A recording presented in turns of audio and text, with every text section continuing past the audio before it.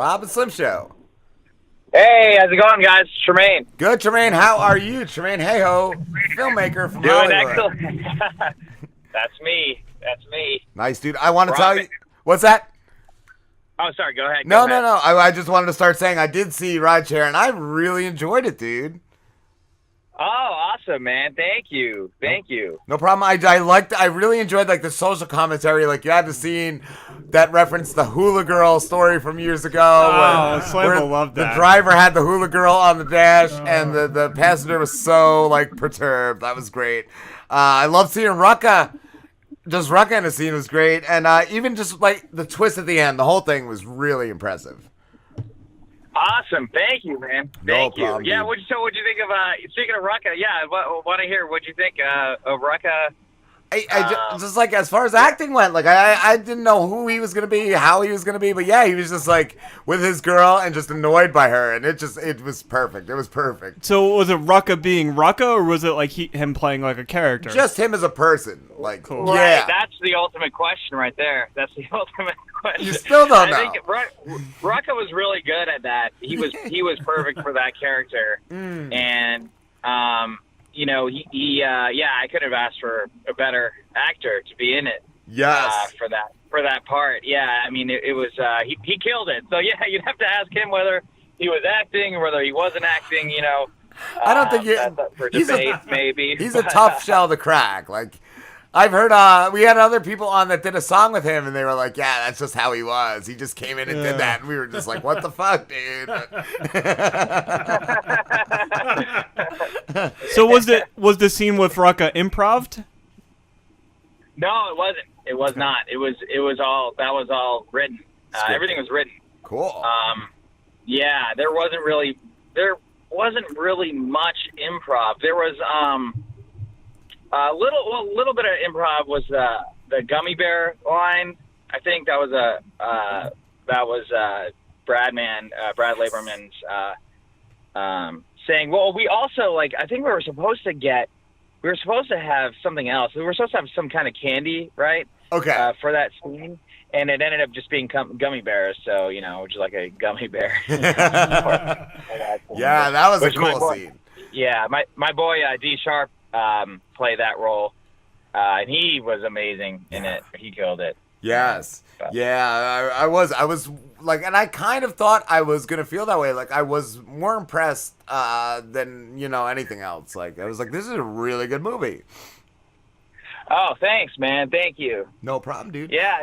Well, it's funny. It's like people say they go from saying cult classic, instant cult classic, one like great horror, all this stuff, and then also what we've talked about before, and what we've also been called the worst movie of 2018. So we got both ends of the spectrum there. Dude, who was it? Who were those assholes? The podcast.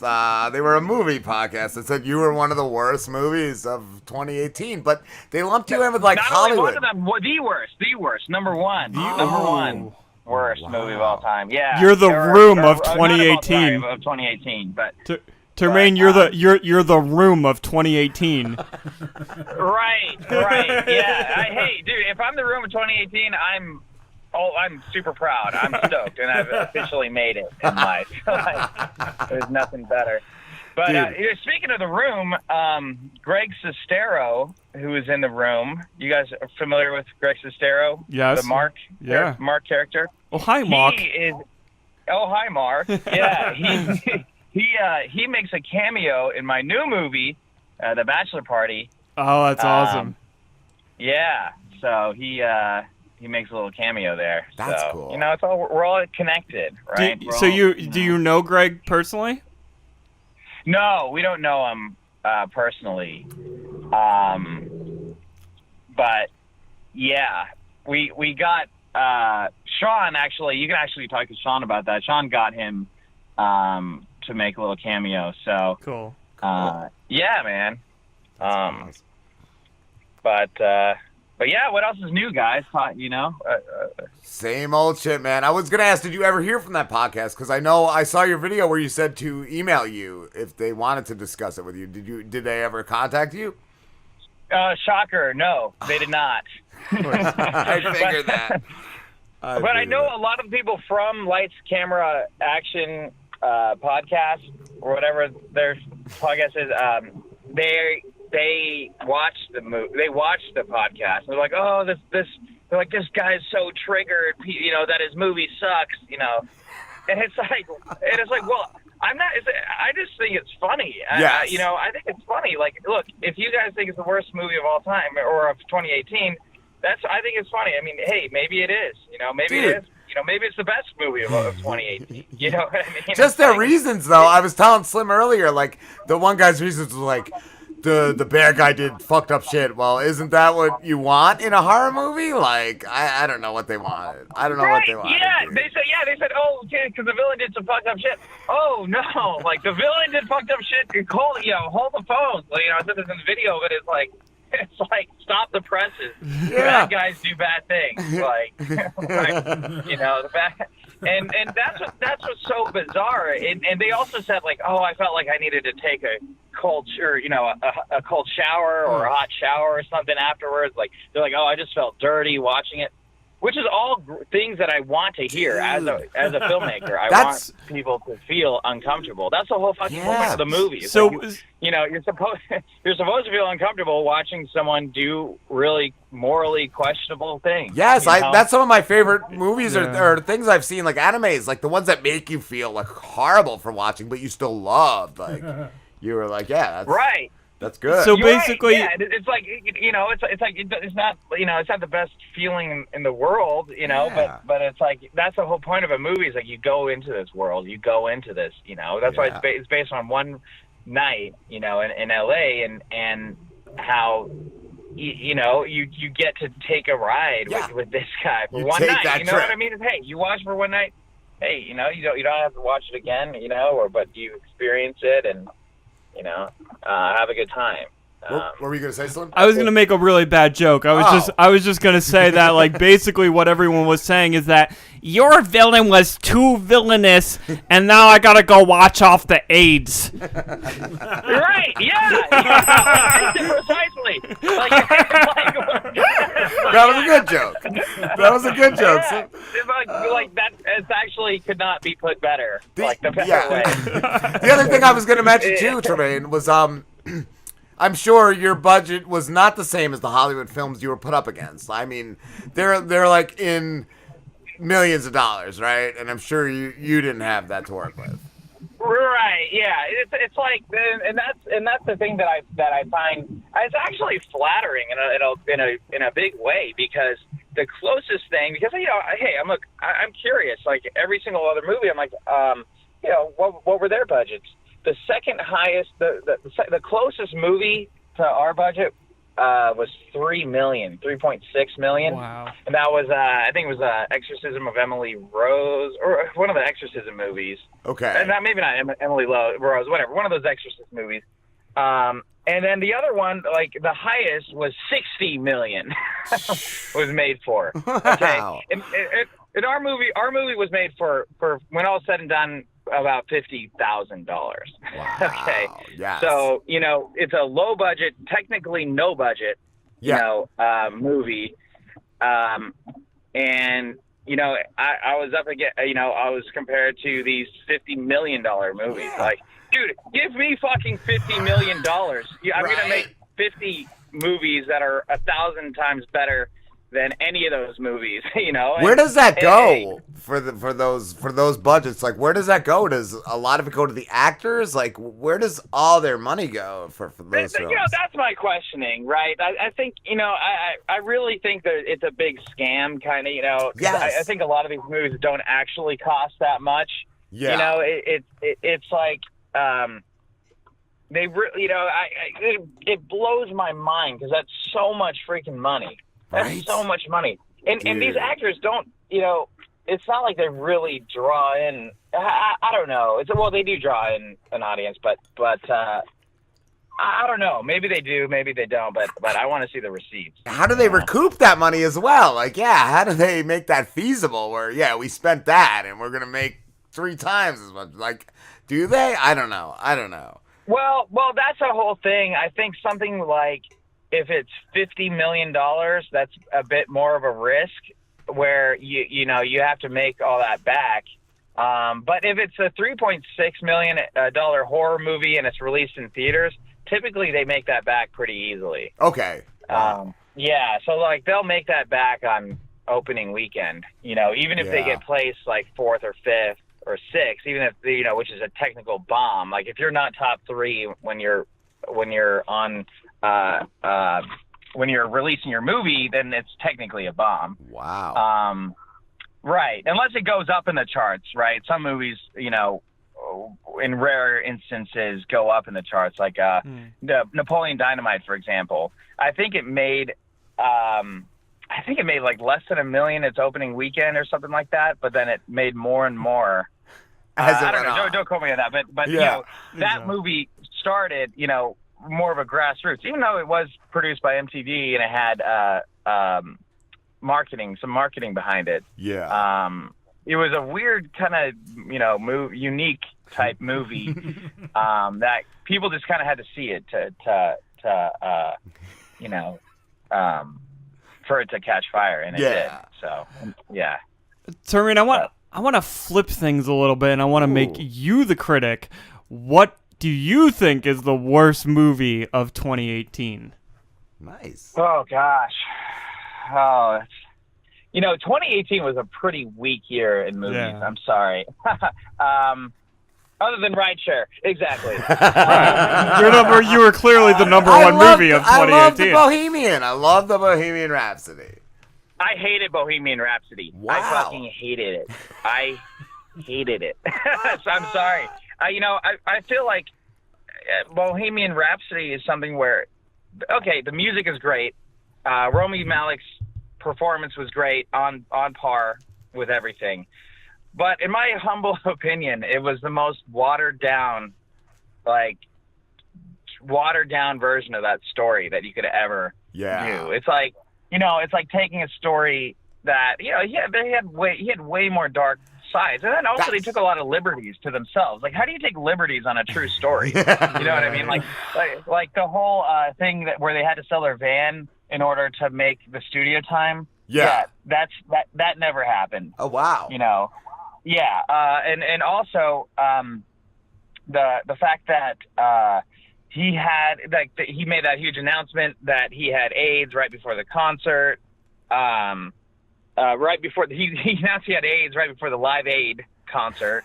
But that didn't happen in real life either. Actually, he was diagnosed and he was publicly came out saying that he had it 2 years after that. Wow. So it's like they had the movie where it built up to this awe-defining moment where they're performing on Live Aid and the band's on shaky waters or whatever, and they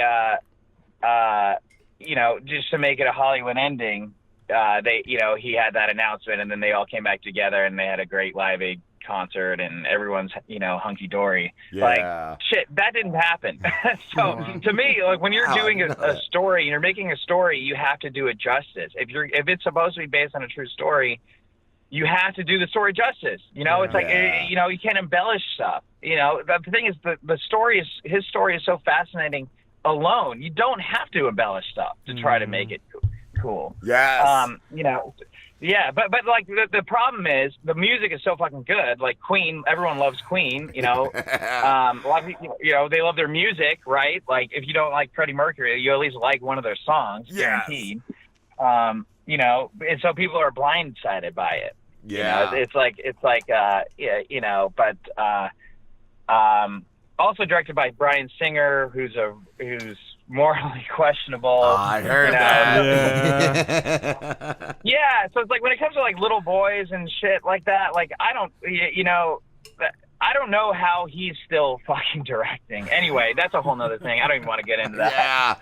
Yeah. Slim just saw the Michael Maxon story. Yeah, I saw Leaving. I watched the first part and like maybe 30 minutes of the second part of Leaving Neverland, and it's skin crawling. But his fans, his like diehard fans, are still threatening people who made the movie. Like, what? What? Yeah, dude, I know, and that is really stomach churning thinking about that whole thing, and it's like it really sucks because the point is whether there was sexual stuff involved with MJack or not, which they say they do, and hey, I have to believe them. I don't have a reason not to believe After them. seeing that documentary. Absolutely, I agree with that. Yes. Yeah, right. After seeing the documentary, it's like, not only but there's no dispute that that's really questionable behavior. And who would admit that? I mean, not for documentary money. Like, I don't see that they would be like that worth it to come out and say that this was what happened. The things those guys were saying, the things the parents, like the mothers, were saying in that documentary, you don't do that for money. You're especially the parents are basically admitting that, like, yeah, we're pieces of shit. We're like, terrible parents. Right, yeah, right. It's like, do people want to have a neon sign and put that, on display? No, definitely not. That's not worth anything. And that was my initial reaction. Like, when it's, when there's accusers, it's like, well, okay, they just want money, but then you learn the whole story, and it's like, oh gosh. My thing too is like, maybe one or two, not when there's like so many. Like 1 out of 10. 1 out of 10 at least gotta be right.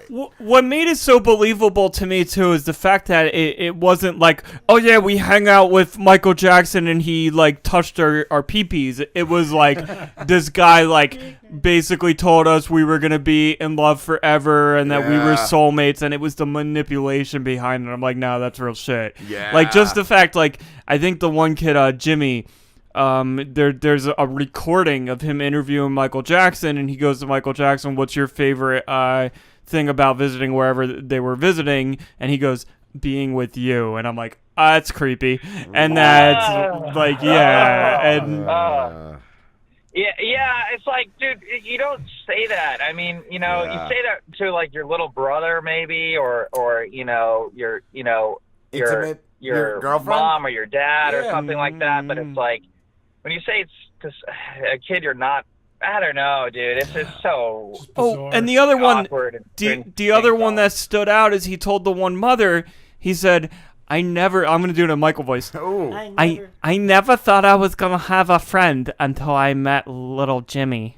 Never thought I was going to have a friend till I met little Jimmy. Yeah, it's like, I get it with adults and kids, like adults being role models to kids, like Big Brother, type things. But like that type of behavior, like if you're best friends with a child, there's something wrong with as a grown man. Yes, absolutely. Man, yeah. And look, like, I don't want to, like, it sucks because he's passed away and he had vehemently denied everything and all that stuff. And there's no question that MJack, like, I'm not defending anything about him, but he was deeply disturbed and had horrible tormenting he had a tormented childhood. Yeah, and he did. His dad was pretty bad on him, and so and it's just the whole thing's really depressing. That's what I was thinking of earlier too when we were discussing it before the show. Yeah, he did have like abuse and all that shit. Like, so yeah, that's just the way it went. And I kind of wondered because like the one kid said that Michael told him that he was his first sexual experience, and I'm kind of thinking like maybe that was true, because then like after that the next kids it went a lot faster, but he was very slow with that kid, and I'm like, it's possible not that that's right in any way, but it's possible that he was so fucked up that he could only open up sexually to children. On a lighter note, fucking hell, that's it's just disturbing. It's something I like really don't want to think about, But like I'm glad, people are telling their story, and I watched. Did you guys watch the Oprah Winfrey interview with them? I didn't see that. I was gonna ask if you saw the Fyre Fest. Let's talk about let's shift. That's focus, a lot. That's a lot more comedic. Now that's something you could laugh about. Like that's something where that was like it was like a train wreck. happening in front of your eyes. Unfolding in front of your eyes. How did nobody It's tell like him no, Tremain? At the end there were a few, but how did none of these investors, how did nobody tell, what was his name, Billy? How was nobody like, yeah, no, we're not investing in this shit. Like, what the fuck, bro? You know, that's the thing, man. It's like it blows my mind. It's like people have so much money to just blow and just say, you know, just in their. But the thing is, people are blindsided by, hot Instagram models, millions of likes, beautiful island, and you know, Bahamas. Like, who's a rapper? you know, Ja Rule. Yes. Like, there were a few amazing lines in that. One of the guy goes. Look, and Blink-182 is my favorite band. Like growing up, that was my favorite band. But the guy that was on the talk show, he goes, if you have $4,000 to spend on going to a concert to see Blink-182, then I don't feel bad for you, right? Yes, same here. I love Blink, but yeah, when that guy was like, yeah, if you got that money to spend on a Blink concert, then you got what you deserved. Yeah, it's like, you know, I don't know how, you know, I don't care how much money, you know, I have. If I'm gonna, you know, I don't think I would spend $4,000. I don't know. It's like me. I don't think I would spend $4,000. I think it was higher. I think it was like, you know, it's like, yeah. I think the thing is, it is a good idea on paper. I think, which is why people bought into it. I mean, obviously, you know, he has something to it, but like, he did everything wrong, and the biggest thing that he did wrong was just lying to people. You know, it's like when you're lying to people saying you're going to be staying at these resorts, and it's a fucking disaster. It's a tent, dome. Storm dome. And I don't understand. Like, investors don't research shit. Like, I could just go up to an investor and say, like, yeah, my social media is worth $90,000, and they'll be like, yeah, all right, that sounds right. Like, like I'm worth $90,000 on social media. But that's the thing, though, is like, you know, they trust them, and then, you know, and they have contracts, and they're looking to recoup, and there's some legitimacy to it. Like he had that other company, the credit card company that was really successful. Yes. Right. So like he had. But it was a fraud too, though. Yeah, it was a fraud, but it credit card like magnesium. Yeah, but he did. He had the car. He had what did he buy? I forget. Like he bought a. What's that car? The Maserati. Yes. Maserati. He was driving the Maserati around. But he was such a basic frat boy, bro. He was a basic like frat boy. Like I can't believe nobody just like at least punched him. Where I actually believe that he was just stupid and like actually believed half the shit he was saying. I think that too. Yeah, he believed his own bullshit. Yeah, I think that's the thing. Is like I think that's the only real way to describe it is that he's just an idiot, delusional, and, you know, just delusional, no one's home type thing. Like, hey, you know, all the credit to him for dreaming big and like having these big ideas and pulling in, and you know, $30 million, however much he pulled in. Yeah. Like, yeah, good for him, you know. But everything else was wrong. I mean, he didn't listen to anyone. He didn't listen to the advice of the experts. Like he had, what's his name? Pablo Escobar's island, and he was told, like, the owner of the island is like, do not say Pablo Escobar's island. And the next fucking day. Yes. The first commercial they say, on Pablo Escobar's island. Like, yes. What a dick. It's like, you fucking idiot, you moron. And like, that's when everything went south, because then they didn't have the island, and then then they try to reserve the next island and the next island and the next one. He like, really could have pulled it off. Yeah. And he did have that like ambition and that never stop, never, like, he wouldn't take no matter what. People could be fucking showing him like pictures of the future, and he would have been like, nah, this shit's not gonna happen. We're doing this. Which is admirable at, like, to some level is kind of admirable. Like, he took it to an extreme point, but like to be able to be that guy that's just like, nah, fucking, I'm gonna get through this. I'm just gonna keep going, and I'm gonna succeed. I don't care what anybody fucking says. Right. It's like, you know, you almost have to have some kind of level of delusion in order to create something out of nothing. Like I kind of understand it, because you know, when I'm making a movie, right, it's like you're building this something out of nothing, right? And I would be, you know, when I was making Rideshare, I'm like, oh yeah, my movie Rideshare, da da da. And people would be like, oh, that's cute. Oh, you're making a movie. Oh, is it a short film or is it like a little, oh, is it a little project? Like, oh, that's cool. I'm like, no, I'm making a fucking movie. As I'm trying to tell them that. And then the movie came out. They're like, oh, you made a movie. And I'm like, yes, I made a fucking movie. You fuck. It's like, that's what I've been trying to tell you. But it's like creating something out of nothing where it's hard for people to imagine or to see something if it's not there yet. So I almost had to have this semi-level of delusion. Saying, like, no, I'm going to make it work. I'm going to get the actors. I'm going to get the financing. I'm going to get it done and everything. And but the difference between me and Billy, the CEO of the Fyre Festival, is that I was honest and like I feel shit. I would feel horrible if like let's say if we had the movie premiere and then no one showed up or like it turned out there was no venue or something like that. And like, nothing to show. When you're an entrepreneur, things can come close because it's like, you could be waiting on an investor and saying like, okay, the investor's going to be paying for the theater, right? And then let's say the investor backs out, but you've already booked the theater. Like, what do? You have to solve these problems where that almost came close for me, like, but we got it taken care of and it all worked out, luckily. But, Tremain, I want to ask too, was the second movie easier to get rolling since you already had Rideshare?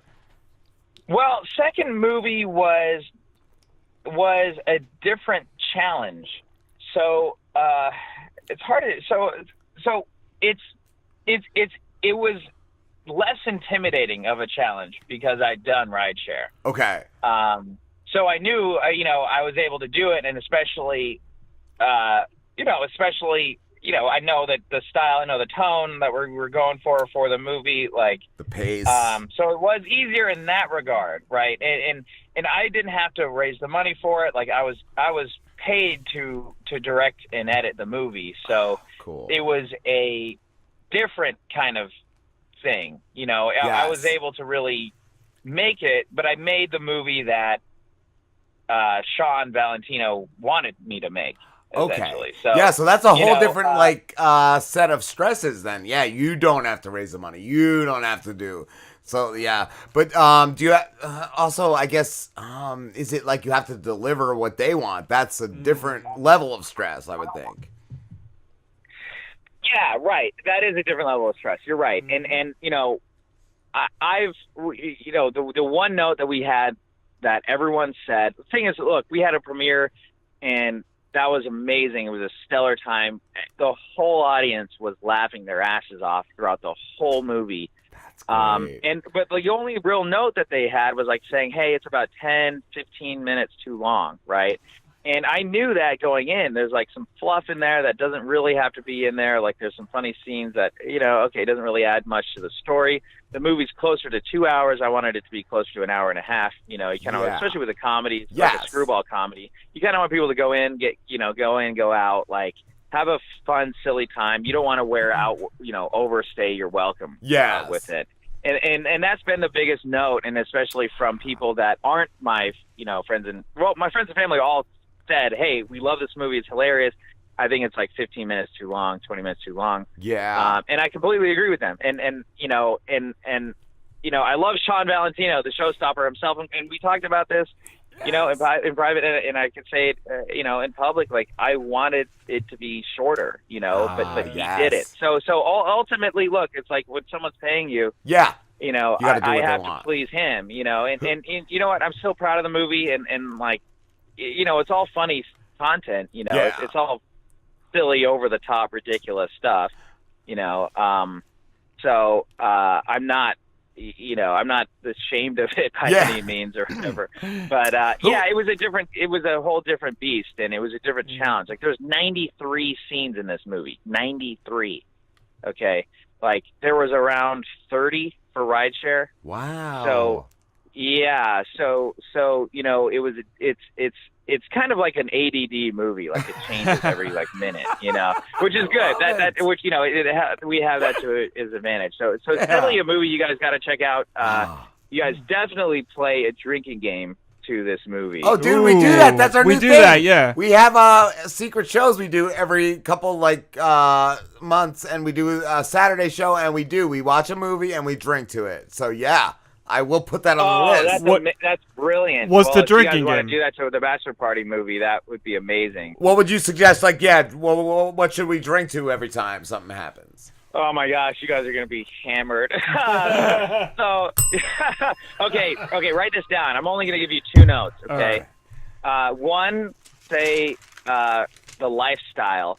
Okay, anytime they say the lifestyle, The you lifestyle. have to drink. The Okay. lifestyle. Capital T. Yeah, the lifestyle. So, anytime anyone says the lifestyle, drink. And the second one? What could be a good one for the second one? Anytime. Well, I would say.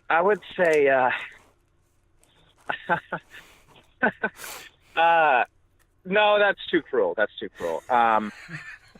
You might be good of just the one. Good with thing. the lifestyle? Okay, I'm good. I got it down. Yeah. All right. And then if it's not enough, you guys can say like, okay, maybe you guys can invent another rule. Okay, we so- do that so- too. Sometimes we watch one called Truth or Dare where we just I'll drink to that. Yeah, basically. So Yes. So now Yes.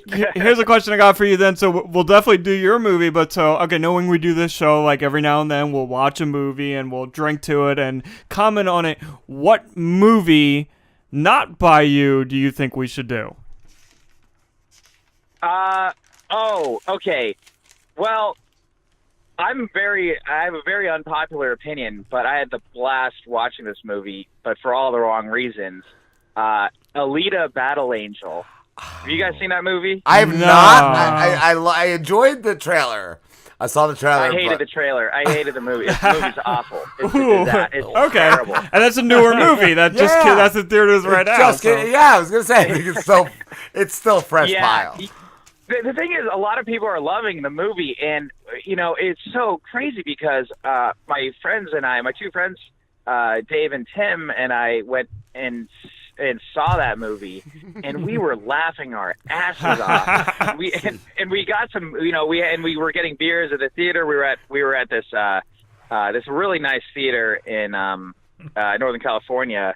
It's like a luxury cinema. It's like they've got waiters that bring you drinks and everything. So that's really cool. But yeah, we were drinking beers and just Christoph Waltz is essentially the Tommy Wiseau. It could have been played by Tommy Wiseau in that movie. and it's funny, it's crazy saying that because I love Christoph Waltz. He's an excellent actor. But he in that movie, he's like, no, don't go out. Don't be safe, Lisa. No, don't stop. It's Lisa, you're tearing me apart. Yeah, and it's and then this girl's a robot, and then she's like, I don't know what it's like to be human, and then her human boyfriend goes, you're more human than anyone I've ever known. What's his name? Michael Jackson? Michael Jackson. Full circle, Tremain. We're gonna have to do that now because that's exactly. So I recommend that when that comes out on video. Watch it. The thing is though, I'll say this though, I love Robert Rodriguez. I'm a big fan of Robert Rodriguez. Yeah, I'm too. And I like James Cameron. Apparently James Cameron co-wrote this movie. James, leave writers to write. You know what I mean? I don't doubt that he can write, but you guys don't know what I'm saying when you watch the movie and it's that my friend goes, someone was paid to write that line.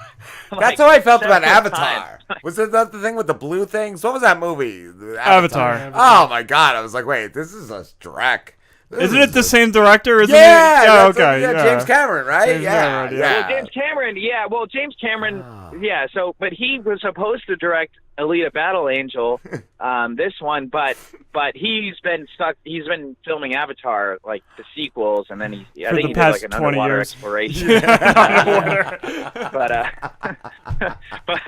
yeah, I mean, I'm a big fan of both of them. I actually love James Cameron. I was never really popular in film school because I liked the popular Hollywood movies. Like, I wasn't like this film snob that was just like, I only like Citizen Kane and fucking, Cult classics.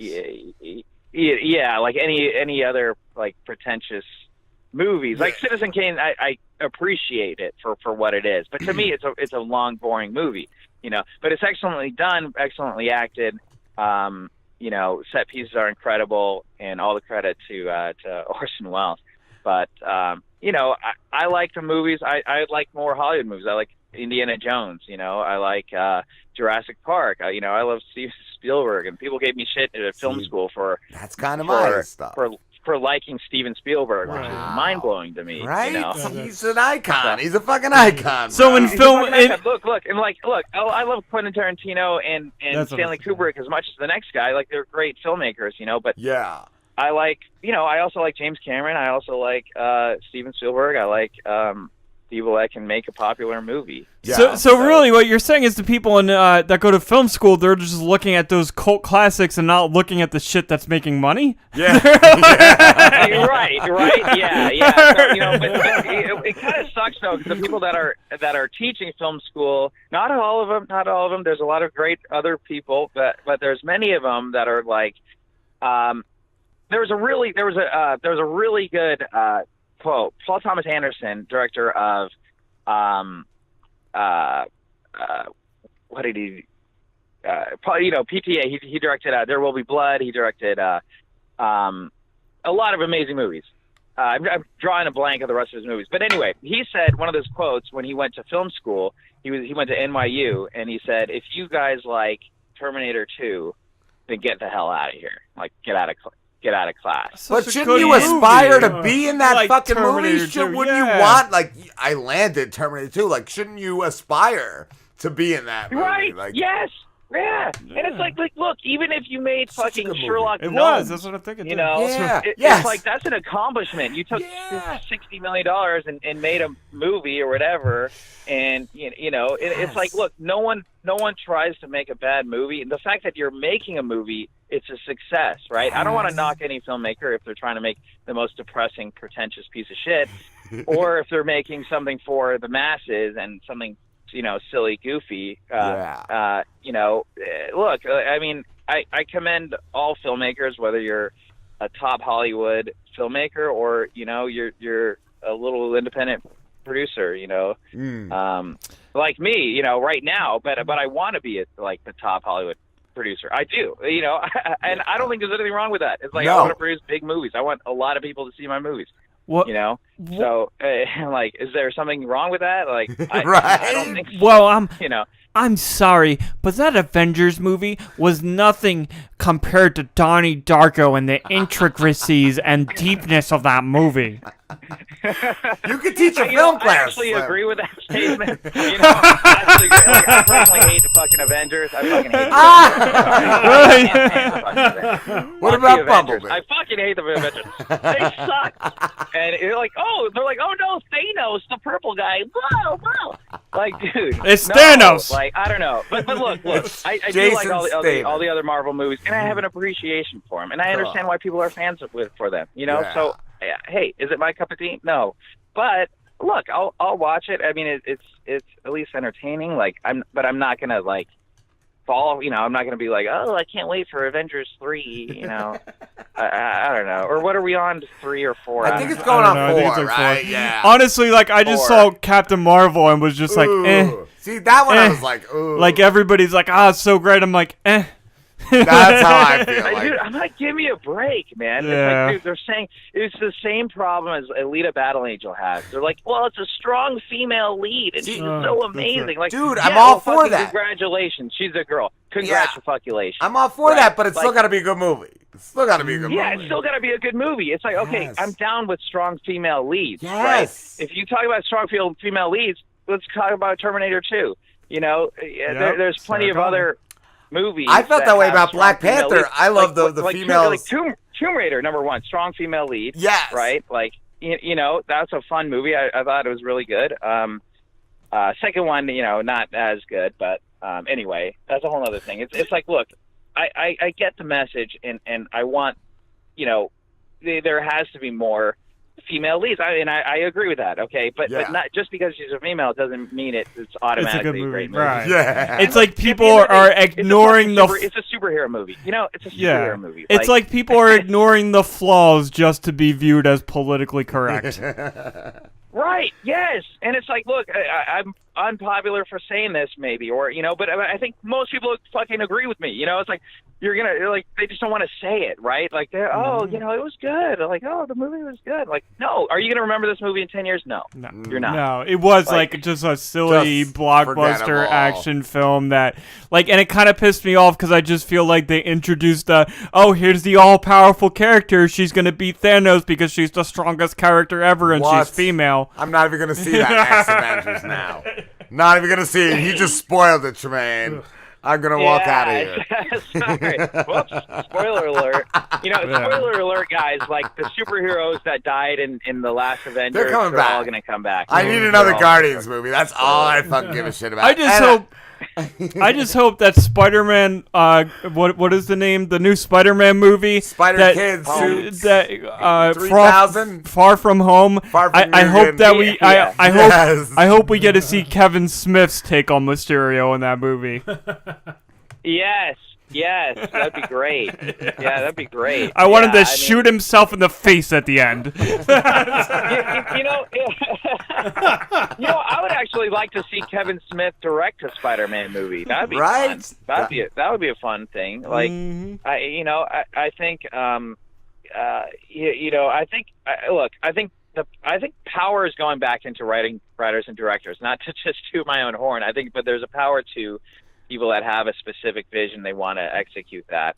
And when you have 20 writers on a movie and you're just trying to make something that people are going to be, patting themselves on the back for watching, like, oh, strong female lead. But she has no flaws, right? Like, that's exactly what Captain Marvel was. She was the perfect hero. Superman of Marvel. Yeah, she was Superman of Marvel. That's it. No issues, no. Like, it ended with her overcoming whatever flaws she may have had. Superman. It's like, Superman's a man. Like, and I'm not super interested in Superman. Like, look, no. Some of the movies are entertaining, but when a character is pretty much infallible, other than Kryptonite, it just kind of takes away the suspense. It takes away the thrill. Yeah. And I like Batman. I like the mental illness, the whole thing about him. Yep. Like, he's the dirty one. I think a lot of the appeal with Superman was some of his villains, like the bad guys that he was. Yeah. I do agree. I do like Superman villains. He had some pretty cool. I like Lex. I like Brainiac. I don't really know many of them. I only know Lex Luthor. Right? Who else is there? I like Bizarro. Brainiac, Bizarro, Doomsday, Metallica, they were a good band. They were all right for a while until Metallica was one of Superman's villains. He took them down. Him and Napster. They're their band. Napster. Superman. Enter the Sandman. God damn. Tremain, we had to wrap this up. I'd love to see, dude. Fucking Superman, like, fighting Metallica and, like, Metallica music going on. Like, hell yeah. Sign me up, man. Sign me up for that movie. Right? Sign me up for that festival concert. Yeah, like, dude, the thing is, like, I think a lot of these Hollywood movies are they're losing their edge. They're losing their it's like they're not I don't know, they're kind of, to me, they're a bit soulless. There, I said it. It's like, I watched the Indiana Jones trilogy. There's only 3 movies in Indiana Jones, by the way. There isn't 4. I don't know. There's probably 4 that I did like, but the 3 core Indiana Jones movies, they're so good, man. They're so good. It's like, it's a Hollywood blockbuster, but there's story and there's peril and there's, you have to suspend your belief for a lot of stuff, but it's like everyone goes to movies. At least for me, I go to have a good time. I go to escape. I go to live in another, world for a couple hours, right? Like, yes. And when everything's perfect and hunky dory, it's like, okay, that's not a movie. That's that's just. I don't know. It's just a fairy tale, right? Yeah. So I don't know. I agree. Life's not supposed to be perfect. The same with the sitcom. That's always been my critique of the sitcom. Yeah, it's not supposed to be wrapped up in 30 minutes. Like, life's supposed to suck a little bit more than that. Right? Yeah. True. Yeah, and you know you acknowledge that, and that's what makes things interesting. It's the ups and the downs. You know, it's the roller coaster, right? Absolutely. It's like, you know, that's the thrill. Before we wrap it up, all this talk just reminds me, and I've mentioned this movie several times already, but that movie, Sorry to Bother You, it got amazing fucking reviews, and I watched it, and I'm like, this is a terrible movie. It just everything about it was just bad. I don't know if you've seen that. Sorry to Bother You. I've never heard of it, but it sounds depressing. God. It's Sorry to Bother You was written and directed by Boots Riley, who's some kind of musician. I don't even know who the fuck he is.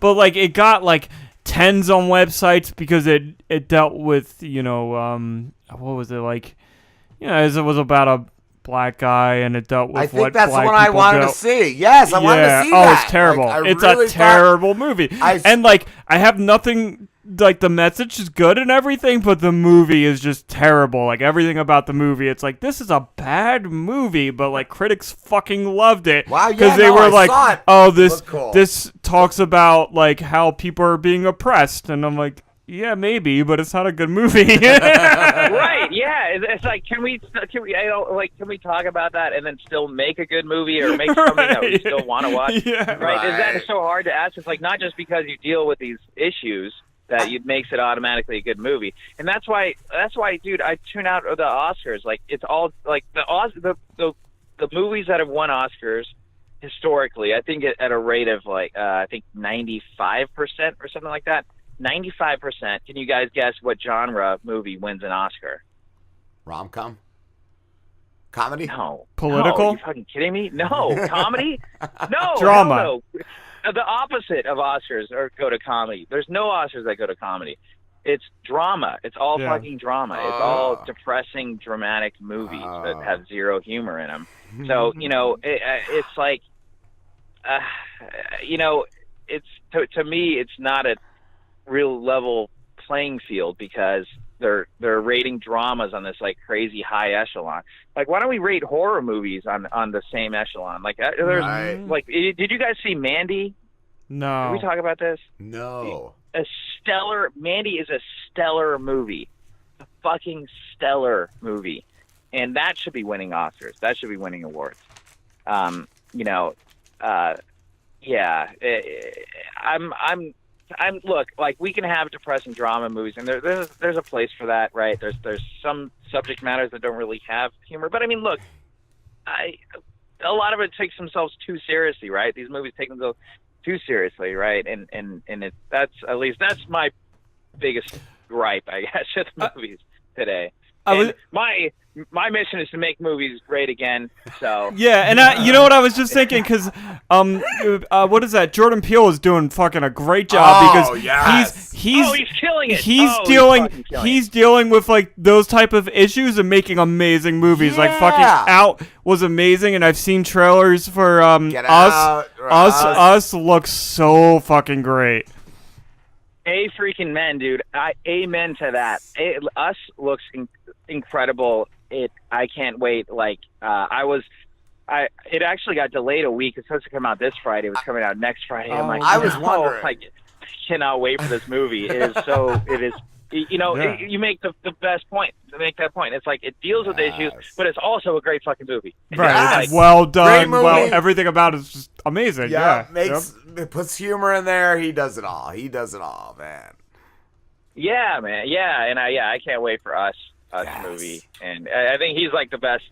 Like, you know, hey, I know he's still technically, you know, the freshman movie. You know, he's still early in his career movie wise, but I think he's the guy to watch, man. I think he's the top guy right now. Oh, did you guys see Glass? No, because I saw terrible reviews for it, so I was like, I don't know if I want to waste my money. I love Split, though, and I like Unbreakable. Right. So, you know, I was the same because I'm like, oh, no. Like, I saw some bad reviews on it, and I had a friend, actually, Sean Valentino, told me that it was he called it unwatchable. Wow. but I watched it and I fucking loved Glass. Wow, I'll And- check and it out. I I'll swear, probably I like think it then. Yeah. I love Glass. Like and Did that, you like the to other me, two? was a brilliant movie. Like, did I you thought it like- was brilliant? Did you like Unbreakable and Split? I love Unbreakable and I love Split. Okay, I'll probably like it then. I really liked them both, dude. And his James McAvoy's acting in Glass alone is he puts on a clinic, like a fucking acting clinic. Dude, he was you know. amazing in Split too. Like, just fucking awesome. Just, I loved him. I actually based my character. This is I'm revealing a secret. My character Driz is actually based on the little kid child that he does as one of his personalities. I've heard that he was like such good. He was so good in that role that like people said he shouldn't have been that good. Like nobody was should be amazing. that good Yeah. at playing like those different personalities or whatever. Well, that's what's so scary is that he is so good at him, and it's so believable. Every bit of it is so believable, and it's just there's moments in this movie where it's groundbreaking. Yeah, Like watching this movie, watching Glass, because M. Night Shyamalan does. To me, he's back. Like he came out flying the gate with Sixth Sense, Cool. you know, then with Yeah. Unbreakable. And then slowly, progressively, he was getting a little bit worse. You know, I still like Signs, you know, but I think when The Village came out, it was like, okay, that was kind of the beginning of the downfall. Of I his saw old career, people but- walk out of the movie theater pissed. Once old people are pissed, Yeah. you made a fucking bad movie, dude. And I've told this story that I became a huge M. Night Shyamalan fan because I saw his movies and then I saw this sci-fi original documentary that said he had superpowers. And I was like, oh, yeah, M. Night Shyamalan, because I was a kid. I was he like was 12. utterly And I was like, obsessed yeah, with M. Night fucking Shyamalan film. has superpowers and he made The Village and it's going to be amazing because it's based on his life. And then I was like, this movie fucking sucks. Yeah, I mean, within the first minute of the movie, I guessed the first plot twist. Dude, I didn't guess the second plot twist because if anyone guessed that plot twist, they're lying to you. You know, or if they said they guessed the end. Oh, well, I don't know if I should spoil it. Well, I guess who cares? Does it matter if I spoil the end of The Village? No. People that haven't seen it. Okay. So, you know, if you go, oh, by the way, you know, at the end, we're not in the 1700s or 1800s, whenever the hell it's supposed to be. Dude. We're in present day. I Yay. figured You that know, by it's the like, commercial, way, Tremain. I you swear to know, God. I figured that in the What? commercial. The commercial, because I don't know what it was in the commercial. Like, it switched from, like, black and white to color. I'm like, dude, I think this is, like, current. I don't know why. I had that feeling during just, like, the commercial. Really? Yes. Wow, that's good, man. That's really good intuition. Yeah, I don't know what I felt, you know. like, why I felt that, but I'm like, I think this is present time. I really did. Yeah, but, you know, my inkling when he's talking, when the William Hurt is talking to the kids, and he's like, and why don't we go through the forest? You know, it's like, because the monsters are here, you know, that's why we don't go, you know, and I'm like, oh shit, they're like living in a bubble. Like, I thought, Yes. you know, Yeah. yeah, like that's what I guessed, but I didn't guess anything other than that, you know. See, that one I figured yeah. out. I didn't figure out, though, like you said, the Sixth Sense. The Sixth Sense kept me. That was like, groundbreaking. The yeah. whole way, I was like, yo, this is good. This shit's cool. Oh yeah. No one, when that came out, that was revolutionary, and it still gives me chills, like watching that movie, and the pace, everything about that movie is really well done. I was also like Unbreakable surprised the fuck out of me. Like, oh, he's a villain. Right. Yeah. Right. Yeah. Because I didn't think of him as a villain, and like when in More of a Glass, mentor, when right? Is he a villain or wait? Sorry, which one? Oh, sorry. Oh, Sam. yeah. You mean Samuel L. Jackson's character, right? Yeah. Yes. Dude, yeah, that was mind blowing, but it worked, and it all made sense. You know, after I'm like, oh my gosh, this all makes sense. Like, he gives you clues throughout the whole movie, and then you see it again, like, oh wow, this is what he meant. This is what he meant by that. Yeah. And I think that's what, like, Jordan Peele, going back to him, he said, I wanted to make a movie where you had to watch it more than once, Yeah. and you know, the more you watch it, the more you get out of it. You know, get out of it. Anyway, okay. Get out. Sorry, I had to do the pun. Okay. Get anyway. out. but you do, you know, with Get Out, like, you get more out of it every time you watch it. And it's like any other, like if you look at a Hitchcock movie or a Stanley Kubrick movie, like you still get, I've watched The Shining probably 20 times and I still get more stuff. Those are the best movies. Out of it. And, yes. Yeah. And it's just, I think it's just, I am hopeful though, because I think M. Night had his phase where he made really terrible movies, really awful movies. But now he's back. He's been back with Split, and then The Visit, right? Or is it? Visit was great. Visit? Yeah, The Visit was with the old people. That was actually really good. I really wanted to see that. It's really good. I did enjoy that. I completely forgot about that one. Never got around to it. That was great. That one looked really good. I love that one because like he teases his usual like stupid twist, and then it turns out like no, that's not the twist. Like he does a thing where he's like, oh, it's aliens, and then it's like no, it's really not. I was just kidding. It's just I love that. Yeah, and I think that he was getting back to his roots because he'd been getting like chastised for his last terrible movies, like Avatar, Last Airbender, The Happening, and oh my gosh, The Happening, oh my gosh, dude, what? Me? No, not me. Like, oh my gosh. Is that Marky Mark? I don't know. Yeah, Marky Mark. Oh no, that was poor Marky Mark, man. Like, it's just all right. That was. But that was fun. That was good. Yeah. That's bad good though. It's like, I think Rob gave me a copy of that, and I still haven't opened it. I gave it's you just a copy that somebody gave me, and it's still unwrapped. Yeah, I still haven't. You re-gifted that. I still haven't unwrapped it. Someone else gave it to me, but I thought I'd give it to you. Tremain, we have to wrap this up, dude. But it has been a blast talking to you, man. Likewise, guys. Likewise, brother. Awesome talking to you guys. You too. We'll keep in touch on Twitter and everything. Where can everybody find you? Find me on Twitter at Tremain Hayhoe. And then find the Bachelor Party movie. Find it on Instagram. Even though Instagram's like down now, or something crazy is going on with Instagram and Facebook. But check out the Bachelor Party movie on Amazon Prime. If you guys haven't seen Rideshare yet, see Rideshare to your guys' audience. And, watch The Bachelor Party, play that drinky game. We will. The lifestyle. Drink every single we'll time. tweet it out to you. You have to share it. Yeah. Awesome, guys. Awesome. Thank you, brother. All right, guys. You guys are awesome. Thank you guys so much. You are too, man. Have a good one. Okay. You too. Later, guys. Later, dude.